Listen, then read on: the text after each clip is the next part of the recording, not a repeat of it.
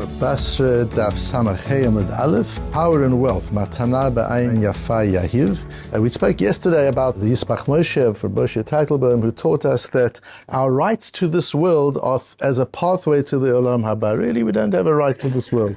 This world doesn't belong to the Jewish people. We're here for Torah.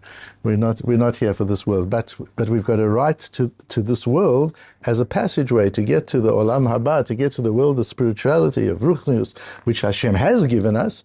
We need to go through this world. This is the prosdol, this is the way. And that the Rebbeinu Shalom gives Ba'in Yafa. He holds like Rabbi Akiva, like the way we paskin, that when a person sells, he sells generously. And the Rebbeinu Shalom gave us Olam Haba, that's true, but he gave us Olam Haba with the pathways you need in order to get there. This machlokes Rabbi Akiva and Rabbanon that we learned yesterday, when a person sells, is he selling Ba'ayin Yafa or Ba'ayin Ra'ah? Is a person selling generously? Does he want the customer to walk away with a feeling of indebtedness? Or does he want to get as much money as he can out of it? Is taken further in today's daf, on Daf Samachay, just before the Mishnah. The Gemara says, but one thing is clear, man de Yahyiv matana ba'in Yahyiv.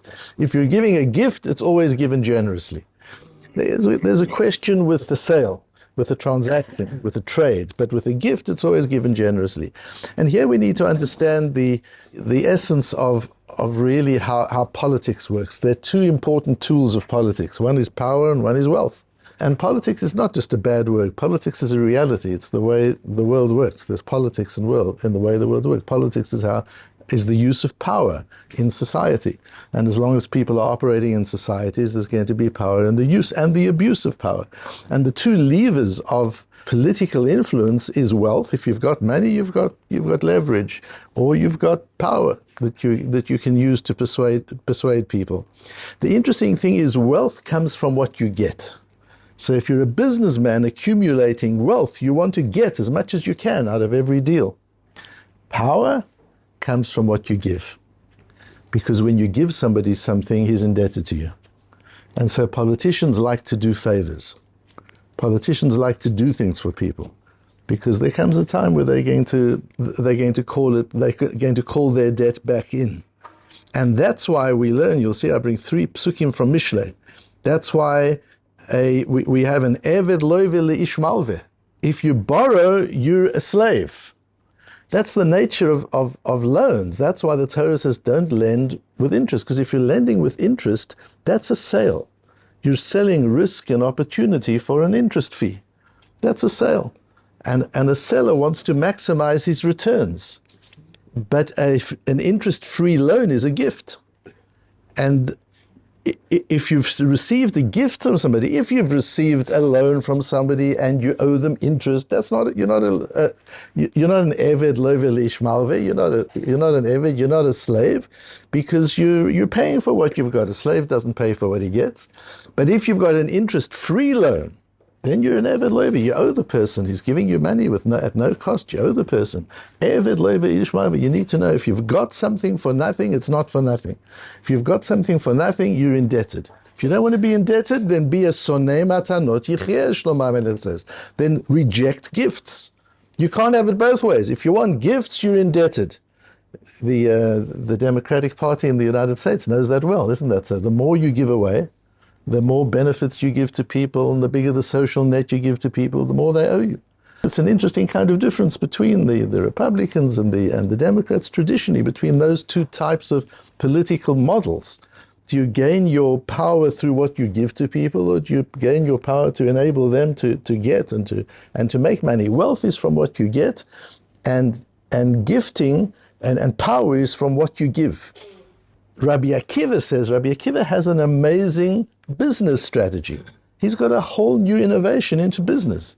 What does Rabbi Akiva say? Even in business, be a giver rather than a taker. Give more value than you receive. If you're selling something for $100, give them $100 worth of value. In the intangible area, in the service you provided with, in the environment in which you sell. Find ways to give your customer more than they pay for. Make it a gift, because then it's an eved loive, then you have loyalty. When we talk about customer loyalty, why should a customer be loyal? You sold me something, I paid you. Why loyalty? What's the loyalty for? But if every time I buy from you something from you, I feel I've got more than I've given you, which is the Shittas Rabbi Akiva, that's Rabbi Akiva's strategy in business, then every time I buy something from you, I feel more attached to you. The difficulty is with Torah, because Mishle again, or Shlomo HaMelech says, Ki lekach tov natati lachem torati al ta'azovu. Lekach means it's a sale. Ki yikach, Hashem sold us a beautiful item, the Torah, natati lachem, and I gave it to you. And the Bnei Yisachar asks, is it a gift or is it a sale? And he bases that on the Gemara in Brochus, where in the name of Rabbi Chanina Bar Papa, that the Gemara says that Kodesh Baruch Hu works differently from people. When people sell, they're somewhat upset about selling. People don't sell. The Gemara says you only sell something, particularly land, if you have to. You rather hold on to it. If you need the cash, you sell. So there's a bit of sadness in letting go of something that you've owned because you need the cash. Whereas the buyer's happy. But not so the Rebbeinu Shalom. He gave us Torah and he's happy that he gave us the Torah. Shneimar ki lekach tov natati lachem torati al ta'azovu. And the Gemara quotes that same posuk. I've sold you this beautiful thing which I've given you. Is it a sale or have you given it to me? From there you see how happy Hashem is to sell it to us. What's the sale? Explains the Bnei Yisachar based on Chazal. We worked very hard to get the Torah. The Ovis Avram and all the Nisyonot of Avraham, all the trials and tribulations, and Yitzchak and Yaakov, and going down into Egypt. We had to invest a lot of Mesirus Nefesh before we got the rights to the Torah. So we invested in the Torah. And there's something of that every day when we learn Torah. We've got to invest in Torah. It doesn't just come to us. Yagati o matzati al tamin, lo yagati o matzati al tamin. Say Chazal, if somebody says, I didn't really have to work very hard. I opened the Gemara, I learned a little bit, and I really understood it quite well. Don't believe him. It's not possible. You've got it. There's effort. The Torah is a sale. You've got to invest in order to get from it. And yet, natati lachem. The Bnei Yisachar is very interesting. The Bnei Yisachar is a sefer that he wrote on the months of the year and the different times of the year. It's a bit of a Kabbalistic sefer, which you will have heard me quote many times in the Rosh Chodesh year. And the Bnei Yisachar is a Talmud of who? The Choseh Lublin, our friend from yesterday. So it's all this, the Choseh Lublin, this trunk from which the branches of Hasidism really all developed. We're still in that world of the great Hasidic Rabbeim of the early days, 18th century. And the Bnei Yisachar writes that the way of Al Yitparesh Ha'inyan Duksha Leba'al HaMaimer, the Pasuk HaSoter et Atzmo, Titchil ki lekach tov. It starts as a sale, it ends as a gift. And he explains the Olam Hayta Torah lanu derech mechira.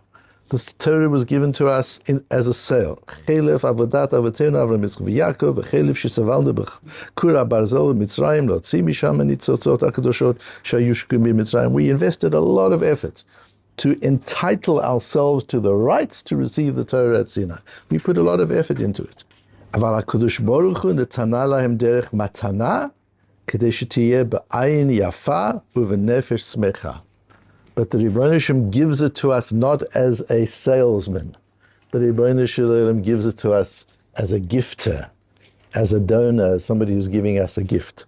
So that we have both of them, because it's interesting. What do we want? You see, in the modern world, people want handouts. They want a gift, and the giver wants to be paid.